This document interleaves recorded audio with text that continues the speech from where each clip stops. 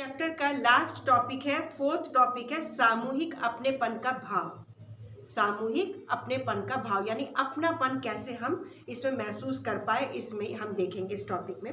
राष्ट्रवाद की भावना तब पनपती है जब लोग ये महसूस करने लगते हैं कि वो एक ही राष्ट्र के अंग हो, चाहे वहाँ पर छोटी जाति के लोग हों, चाहे वहाँ बड़ी जाति के लोग हों, अल्पसंख्यक हो, बहुसंख्यक हो। राष्ट्रवाद की भावना तभी पनपेगी जब सभी लोग अपने आप को उस राष्ट्र का एक हिस्सा मानेंगे, तभी अपनापन आ पाएगा।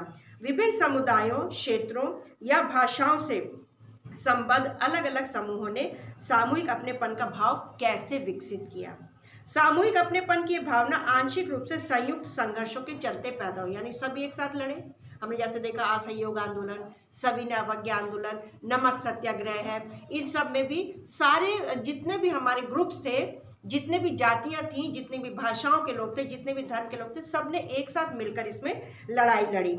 इनके अलावा बहुत सारी सांस्कृतिक प्रक्रियाएं भी थीं जिनके जरिए राष्ट्रवाद लोगों की कल्पना और दिलो दिमाग पर छा गई थी। इतिहास और साहित्य, लोक कथाएं और गीत, चित्र और प्रतीक सभी ने राष्ट्रवाद को साकार करने में बड़ा योगदान दिया।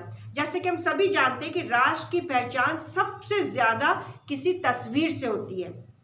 आज भी हम अगर देखें तो भारत को अगर हमें दिखाना होता है तो या तो हम झंडा दिखाते हैं या भारत माता की एक छवि बनाते हैं। तो किसी भी राष्ट्र की पहचान सबसे ज्यादा किसी तस्वीर से अंकित की जाती है। 20वीं सदी में राष्ट्रवाद के विकास के साथ भारत की पहचान भी भारत माता की छवि का रूप लेने लगी।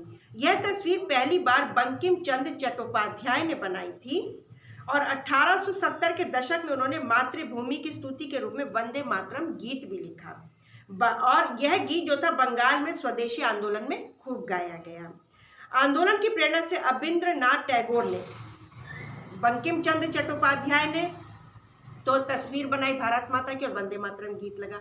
इसी से प्रेरित होकर अबिंद्रनाथ टैगोर ने भारत माता की विख्यात छवि को उन्होंने भी बनाया और इस पेंटिंग में उन्होंने भारत माता को एक सन्यासिनी के रूप में दिखाया गया और उसमें उन्होंने उसको दिखाया एक शांत, गंभीर, दैवी और आध्यात्मिक गुणों से युक्त उसको दिखाया।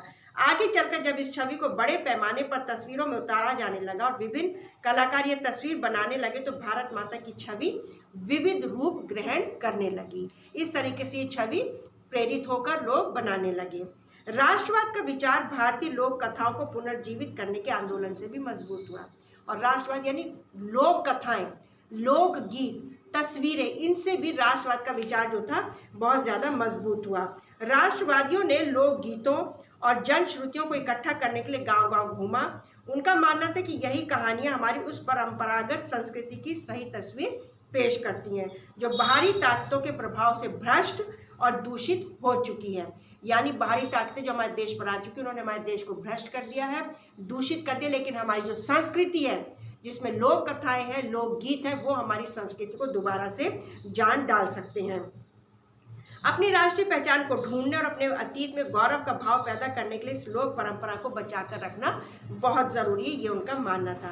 बंगाल में खुद रविंद्रनाथ टैगोर, जिन्होंने जनगण मन भी लिखा है, रविंद्रनाथ टैगोर भी लोक कथा, लोक गाथा गीत, बाल गीत और मिथकों को इकट्ठा करने निकल पड़े। उन्होंने लोक परंपराओं को पुनर्जीवित करने वाले आंदोलन का नेतृत्व किया। यानी जो लोक कथाएं हमारी लुप्त हो चुकी थी, परंपराएं जो खत्म हो चुकी थी बाहरी ताकतों के आने की वजह से, उसको दोबारा जीवित करने के लिए उन्होंने बहुत से आंदोलन भी किए। जैसे जैसे राष्ट्रीय आंदोलन आगे बढ़ा, राष्ट्रवादी नेता लोगों को एकजुट करने और उनमें राष्ट्रवाद की भावना भरने के लिए इस तरह के चिन्ह और प्रतीकों के बारे में और ज्यादा जागरूक होते गए। जैसे एक ये दिखाया जा रहा है, इसमें तुम्हारी दिखाई देगा, अपनी बुक में भी देखना कि चित्र दिखाए, भारत माता की छवि दिखाई है और नीचे उसमें दिखा रखा शेर है, एक तरफ हाथी और हाथ में तिरंगा झंडा लिया हुआ है। इस तरह का भी एक तैयार किया गया चित्र।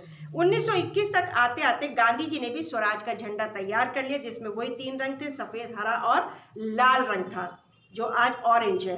पहले वो सफेद, हरा और लाल था। इसके मध्य में यानी बीच में गांधी जी ने एक चरखे को बनाया था जो कि हमारे देश का एक प्रतीक था और वो दिखाता था कि स्वावलंबन यानी हम सेल्फ सफिशिएंट है, हम खुद में ही काफी मजबूत है, ये चरखे का प्रतीक था।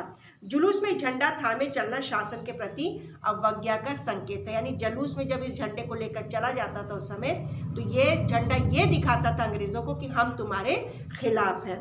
19वीं सदी के अंत तक आते आते बहुत सारे भारतीय यह महसूस करने लगे थे कि राष्ट्र के प्रति गर्व का भाव जगाने के लिए भारतीय इतिहास को अलग ढंग से पढ़ाया जाना चाहिए। यानी लोग जागरूक हों तो इतिहास को पढ़ाया जाना चाहिए।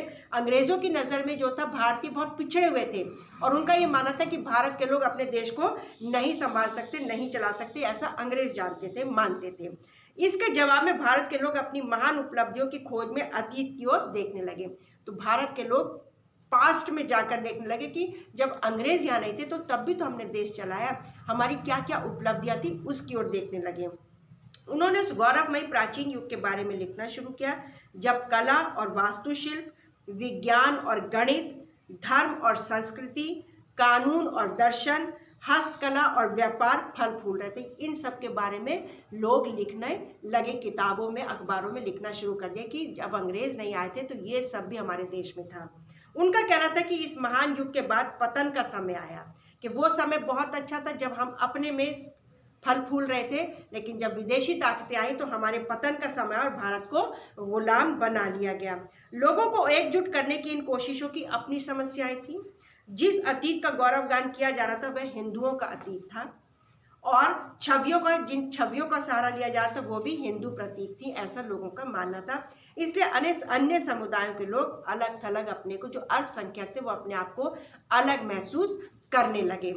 पाठ यही खत्म होता है। निष्कर्ष ये है बेटा कि जो राष्ट्र उभर के आ रहा था वो औपनिवेशिक शासन से मुक्ति की चाह रखने वाली बहुत सारी आवाज़ों का एक पुंज था, गुच्छा था, ग्रुप था, जो चाहे आपस में कितना ही मतभेद क्यों ना हो, लेकिन अंग्रेज़ों को यहाँ से भेजने में, यहाँ से निकालने में सबको एकजुट होकर के काम करना पड़ा। चाहे किसी भी धर्म के रहे हो, किसी भी भाषा के रहे हो, किसी भी जाति के रहे हो, सबको एकजुट जब हुए तब राष्ट्रवाद की भावना पैदा हुई और हम अंग्रेज़ों को यहाँ से निकालने में कामयाब हो सके। चैप्टर यहीं कंप्लीट हो गया है। नेक्स्ट वीक हम नया चैप्टर करेंगे। इस चैप्टर के बार क्वेश्चन आंसर्स भेजे जा रहे हैं, वो कंप्लीट कर लेंगे। वर्कशीट के लिए मैंने लिख के भी भेजा है, ऑडियो भी भेजा है, और फिर तुम्हें कह रही हूँ कि जो वर्कशीट तुम्हें CBSE वाली मैं भेजती हूँ उसको भी तुम्हें करके शाम तक पोस्ट करना ही करना है, क्योंकि उसके बेस पर ही तुम्हें UT के नंबर मिलेंगे। तो वर्कशीट ज़रूर लिख करके पोस्ट करनी है, पूरा काम करके वर्कशीट, CBSE वर्कशीट। ठीक है बेटा, अपना ध्यान रखना है, घर पर रहना है।